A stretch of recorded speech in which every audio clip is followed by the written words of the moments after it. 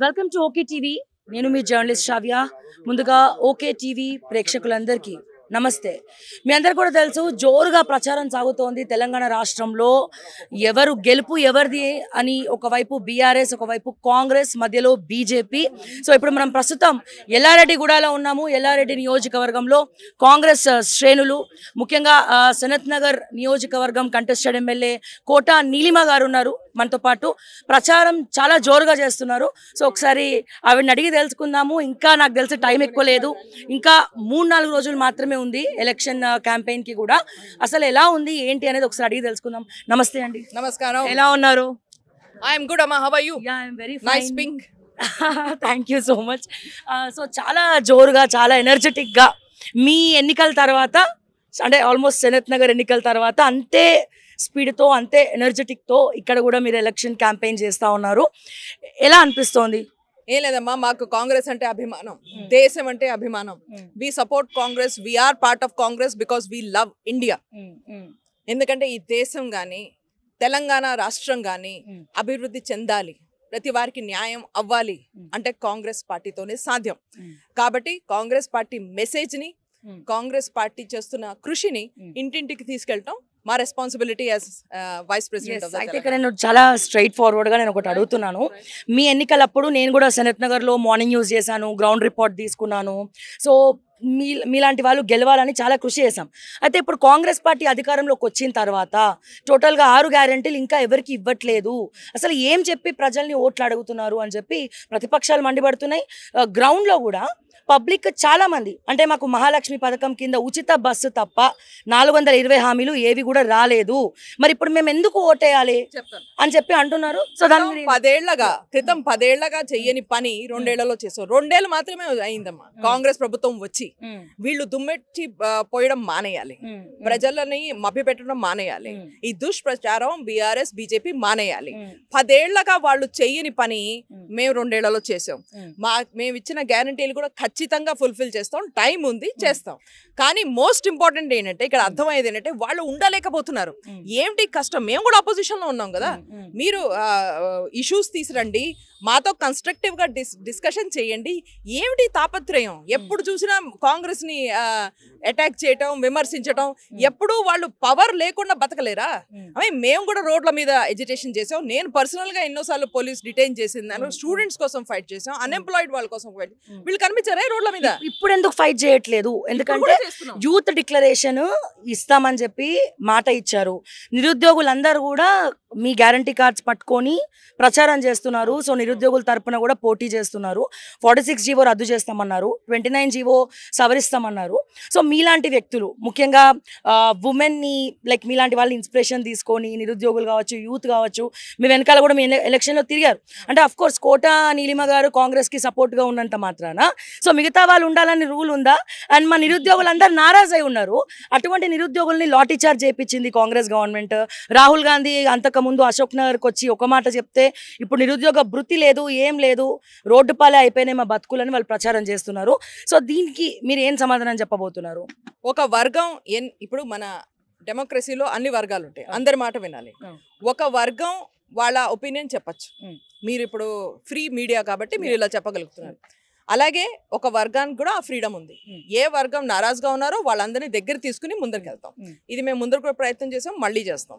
రెండోది, మీరు అడిగిన మాట, నేను సపోర్ట్ చేశానని అందరు సపోర్ట్ చేయాల్సిన అవసరం లేదు. ఎవరు సపోర్ట్ చేశారని, అలాగే ఎవరు అపోజ్ చేశారని కూడాను ఎవరు అపోజ్ చేయాల్సిన అవసరం లేదు. ఇప్పుడు కేటీఆర్ గారు కానీ ఇంకా బీజేపీ కానీ మమ్మల్ని అపోజ్ చేస్తున్నారు అనుకో, నాట్ నెసెసరీకి మొత్తం హైదరాబాద్, మొత్తం జూబ్లీ హిల్స్ వాళ్ళతో కలిసి అపోజ్ చేస్తోందని, ఇది కూడా తప్పు కదా. అపోజ్ చేసేది కేటీఆర్ కాదు, నిరుద్యోగులు చాలా జెన్యూన్ గా రాహుల్ గాంధీ అసలు ఇక్కడ ఏం జరుగుతుందో తెలుసా అనేది హైకమాండ్ చూస్తుందా? అసలు అట్లీస్ట్ ఇక్కడ గ్రౌండ్ లో ఏం జరుగుతుందా అనేది మీకు ఆశ్చర్యం వేస్తుంది. దట్ మా సిస్టమ్ ఎలా ఉంటుంది అంటే, కాంగ్రెస్ సిద్ధాంతాలు, కాంగ్రెస్ మేనిఫెస్టో, అలాగే ఒక ఏమంటారు important segments of the population, దేంట్లో అయితే నిరుద్యోగులు, యూత్ చాలా ఇంపార్టెంట్, వాళ్ళ మీద కంటిన్యూస్గా ఏం పని చేస్తున్నారు అనేది ప్రభుత్వం, ఇక్కడ తెలంగాణ ప్రభుత్వం చూస్తుంది. అలాగే కాంగ్రెస్ అధిష్టానం దీని గురించి ఎప్పుడూ అవగాహన ఉంటుంది, కాకుండా రిపోర్ట్స్ కూడా ఉంటాయి. మోస్ట్ ఇంపార్టెంట్ ఏంటంటే ఇలాంటి జవాబుదారీ బీఆర్ఎస్లో ఉండదే. అక్కడ ఒక పరివారం, ఒక కుటుంబం అంతే. ఒక నాన్న ఒక ఇద్దరు ముగ్గురు ఒక నాన్న ఒక కొడుకు ఒక చెల్లి సగం ఇటు సగం అటు అంతే. అక్కడ జవాబారి ఉండదే. మా దగ్గర జవాబారి ఉంది. నా రిక్వెస్ట్ నిరుద్యోగులతో అలాగే స్టూడెంట్స్తో ఎవరి కోసం అయితే మేము పనిచేస్తున్నాం వాళ్ళతో ఎక్కడైతే రెస్పాన్సిబిలిటీ ఫిక్స్ అవుతుందో మనం కూడా అదే కదా ఫైట్ చేసేది. రెస్పాన్సిబుల్ ఉండాలి. మీ రెస్పాన్సిబిలిటీ ఎవరు ఫిక్స్ చేస్తారు? అలాగే పొలిటికల్ లీడర్స్ కూడా రెస్పాన్సిబిలిటీ ఫిక్స్ చేయాలి. మనం ఇక్కడ కాంగ్రెస్ లో ఆ సిస్టమ్ ఇప్పుడు కాదు, క్రితం 70-80 ఏళ్ల నుంచి నడుస్తుంది. మొత్తం దేశాన్ని ఏలిన పార్టీ కాంగ్రెస్. రెస్పాన్సిబిలిటీ ఎలా మెయింటైన్ చేయాలి, ఎలా ఫుల్ఫిల్ చేయాలి, దాన్ని ఎలా గార్డ్ చేయాలి, అంటే ఇప్పుడు నిరుద్యోగుల ఇంట్రెస్ట్ ని ఏ రకంగా ఎఫెక్ట్ అవ్వకుండా ముందరికి ఎలా తీసుకెళ్ళాలి అనే దాని మీద 100% పని జరుగుతుంది. ఇప్పుడు అక్క ఇందాక మీరు మాట్లాడుతూ ఒక మాట మాట్లాడారు ఏంటంటే మేము గవర్నమెంట్ ఫామ్ అయ్యి ఇప్పుడు డిసెంబర్కి 2 years కంప్లీట్ అవుతుంది, ఇంకా చాలా టైం ఉంది అంటున్నారు. నెక్స్ట్ 6 months పంచాయతీ ఎన్నికల్లో అయిపోతుంది. దాని తర్వాత చూస్తూ మళ్ళీ ఎలక్షన్ వచ్చేస్తూనే ఉంటుంది. ఒకవేళ జమిలీ వస్తే కనుక ఇంకా ముందే ఎన్నికలు వస్తాయి. ఇంకెప్పుడు 6 గ్యారంటీలు ఫుల్ఫిల్ చేస్తారు? లైక్ ఇంకా రోడ్స్ కావచ్చు, ఫ్లైఓవర్స్ కావచ్చు, బ్రిడ్జెస్ అన్ని అలాగే ఉన్నాయి. కనుక మన తెలంగాణ ఆర్థిక పరిస్థితి స్ట్రాంగ్ గా ఉండేటట్టయితే రేవంత్ అన్న వచ్చిన మరుక్షణం ఈ గ్యారంటీని ఫుల్ఫిల్ చేసేవాళ్ళు. ఇదే కాదు, ఎన్నో పనులు చేసేవాళ్ళు. ఆర్థిక పరిస్థితిని ఎంత ఘోరంగా వదిలిపెట్టిపోయారంటే కేసీఆర్ గారు అలాగే బీఆర్ఎస్ ప్రభుత్వం.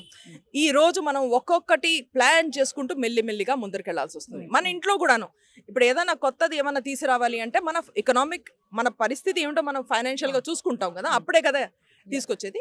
ఆ ప్లానింగ్ జరుగుతుంది. టైం అనేది కరెక్టే. ఎన్నికలు ఉన్నాయి, అవి స్థానిక ఎన్నికలు ఉన్నాయి, ఆ తర్వాత ఎన్నికల ప్రిపరేషన్ మొదలవుతుంది. కానీ మా ఫోకస్, కాంగ్రెస్ పార్టీ ఫోకస్ అలాగే కాంగ్రెస్ ప్రభుత్వం ఫోకస్ వెల్ఫేర్ అమ్మా. న్యాయం తీసుకురావాలి అందరికీ. ఎన్నికలు అవుతూ ఉంటాయి, ప్రజలు వాళ్ళకి నచ్చిన పార్టీకి వేస్తారు ఓటు, ఖచ్చితంగా కాంగ్రెస్ గెలుస్తుంది. కానీ మా ఫోకస్ నిరుద్యోగులు, స్టూడెంట్స్, మహిళలు, దళితులు, బీసీలు, అలాగే ఎస్టీలు, కిసాన్, ఫార్మర్స్, ఇలా ఎన్నో వర్గాలకి న్యాయం చేయాలని మా ప్రయత్నం. మా తాపత్రయం ఎలక్షన్స్ లో ఏం చేయాలి, అది కేటీఆర్ బీఆర్ఎస్ వాళ్ళ స్టైల్. అది ఎప్పుడు అవుతాయి అనుకుంటున్నారా? ఇవన్నీ రైతులకి మద్దతుగా సంక్షేమ పథకాలు మీరు ఇచ్చిన హామీలన్నీ కూడా ఫుల్ఫిల్ అవుతాయి అనుకుంటున్నారు? రైతు భరోసా వస్తుంది కదా, మీరు ఒక్క హైదరాబాద్ బార్డర్ క్రాస్ చేసి చూడండి. మేము తిరుగుతున్నాం కాబట్టి చెప్తున్నాం. అక్కడున్న సపోర్టు, అక్కడున్న మద్దతు కాకుండా లైఫ్ అంటే ఒకళ్ళ జీవితం మారింది కాంగ్రెస్ ప్రభుత్వం వచ్చిన తర్వాత. కాబట్టి ఇట్స్ నాట్ జస్ట్ అంటే ఆప్టిక్స్ కాదమ్మా, ఇట్స్ నాట్ జస్ట్ ఆప్టిక్స్. అదే ఆప్టిక్స్ పార్టీ బీఆర్ఎస్ చూపించడానికి ఓ ఫ్లైఓవర్ కట్టి దాన్ని వైరల్ చేయడం, ఒక చోట కొంచెం డబ్బులు ఇచ్చి దాన్ని వైరల్ చేయడం, ఈ పనులు మావి కాదు. We're actually working. అదే మీకు ఎలక్షన్ రిజల్ట్స్ లో కూడా కనిపిస్తుంది. పని చేసి చూపిస్తాం, మాటలు కదా అంటారు. ఖచ్చితంగా. ఫైనల్ గా లాస్ట్ క్వశ్చన్. ఇప్పుడు బీఆర్ఎస్ క్యాండిడేట్ వచ్చేసి మహిళ, మీరు కూడా ఒక మహిళ. సో ఒక మహిళ విషయంలో అంటే మాగంటి గోపీనాథ్ గారి చావును అడ్డు పెట్టుకొని కాంగ్రెస్ పార్టీ రాజకీయం చేస్తుందంటారా? అనేక రకాలుగా ఆవిడ్ని లైక్ దొంగ ఏడుపులు ఏడుస్తుందని కొంతమంది మాట్లాడుతూ ఉన్నారు. సో ఇవన్నీ ఎలా చూస్తారు? అండ్ అలాగే నిన్న కాంగ్రెస్ పార్టీ ఎవరైతే మాగంటి గోపీనాథ్ గారి మొదటి భార్య అని చెప్పి నిన్న ప్రెస్ మీట్ పెట్టడం జరిగింది, మీరు కూడా చూసే ఉంటారు. సో మాకు అన్యాయం జరిగింది అని చెప్పి, ఇదంతా కూడా మీ కాంగ్రెస్ పార్టీ ఆడిస్తున్న డ్రామా, లేకపోతే రేవంత్ రెడ్డి ఇన్ని రోజుల నుంచి మాగంటి గోపీనాథ్ గారు అంత్యక్రియలకు కూడా రాని వాళ్ళు ఇప్పుడు సరిగ్గా ఇంకా 3 రోజుల్లో పోలింగ్ డేట్ ముందర ఇప్పుడు ఎందుకు వచ్చారు అనేది కాంగ్రెస్ పార్టీ ఇదంతా వాళ్ళ వెనకాల ఉండి నడిపిస్తున్నారు అని చెప్తా ఉన్నారు. సో ఇవన్నీ చూసుకొని మీరు ఏం చెప్తారు? మొట్టమొదటిగా ఎవరిదైనా పర్సనల్ ఫ్యామిలీ ఇష్యూలో నేను కామెంట్ చేయనమ్మా. మిగతా వాళ్ళందరూ చేయొచ్చు, ఎవరైనా సరే, అటువైపు ఉన్న వాళ్ళు ఎక్కడ ఉన్న వాళ్ళు చేయొచ్చు. బట్ మనతో మార్పు మొదలవ్వాలి, మహిళలతో మార్పు మొదలవ్వాలి. కాబట్టి నేను ఎవరి పర్సనల్ లైఫ్లో వాళ్ళ ఇష్యూస్ మీద నేను కామెంట్ చేయను. రెండోది, మా కాంగ్రెస్ పార్టీ మహిళల పార్టీ, ఈ ప్రభుత్వం మహిళల ప్రభుత్వం. కాబట్టి మహిళలకు అగెన్స్ట్ గా కానీ, మహిళల్ని మీరు అంటున్నట్టు అలా యూజ్ చేయడం కానీ, కామెంట్ చేయడం కానీ అసలు ఆలోచన అనవసరం. మహిళలకి రెస్పెక్ట్ ఇచ్చే పార్టీ మా పార్టీ, ఇందిరమ్మ పార్టీ మా పార్టీ, సోనియమ్మ పార్టీ మా పార్టీ, ప్రియాంక గాంధీ గారి పార్టీ మా పార్టీ. సో ప్లీజ్, ఇక్కడ మహిళలకి ఎవరికన్నా రెస్పెక్ట్ ఎక్కడన్నా దొరుకుతుంది అంటే అది కాంగ్రెస్ పార్టీలో. మాలాంటి మహిళలు కూడా ఇక్కడ స్వేచ్ఛగా మీ వెనకాల చూస్తున్నారు, ఎంతో మంది మహిళలు సనత్ నగర్ నుంచి కూడా వచ్చారు ఇక్కడికి. వీళ్ళందరూ గనక స్వేచ్ఛగా, కాన్ఫిడెంట్ గా, ఇజ్జత్ తో పని చేస్తున్నారు అంటే అది కాంగ్రెస్ పార్టీ మూలంగా. ముందర చూడలేదే, 10 ఏళ్లలో మనం చూడలేదే ఇలాంటి ఏమంటారు మహిళలు జాయిన్ అవటం పబ్లిక్ లైఫ్ లో. వాళ్ళకి అందరికి ఉద్యోగాలు ఉన్నాయి, వాళ్ళందరూ కూడా చేస్తున్నారు పనులాగా మీలాగే. బట్ వాళ్ళు టైం తీసుకుని మరీ కాంగ్రెస్ కి సపోర్ట్ చేస్తున్నారు. ఎందుకు? ఇది మహిళలకి రెస్పెక్ట్ ఇచ్చే పార్టీ. ఇంకో పార్టీ బీఆర్ఎస్ పార్టీ వాళ్ళు ఏ రకంగా రెస్పెక్ట్ ఇస్తున్నారో ఈ కేసులోనే కాదు, మీరు కవిత కేసులో కూడా చూశారు ఏ రకంగా మహిళలకి రెస్పెక్ట్ ఇస్తున్నారు. కాబట్టి నేను దీని గురించి కామెంట్ చేయబోట్లేదు.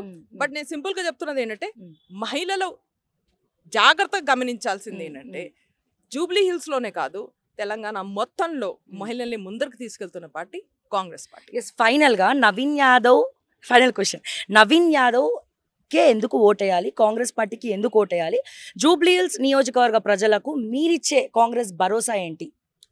ఖచ్చితంగా ఇక్కడ ఇప్పుడు జూబ్లీ హిల్స్ కి సనత్ నగర్ కి ఒక సంబంధం, ఎందుకంటే మేము పక్కనే ఉంటాం కాబట్టి ఇక్కడ ఉన్న వాళ్ళు అక్కడ పనిచేయడానికి వస్తారు, అక్కడ నివసిస్తున్న వాళ్ళు ఇక్కడ పనిచేయడానికి వస్తారు. మాకు చాలా క్లోజ్ సంబంధాలు ఉంటాయి.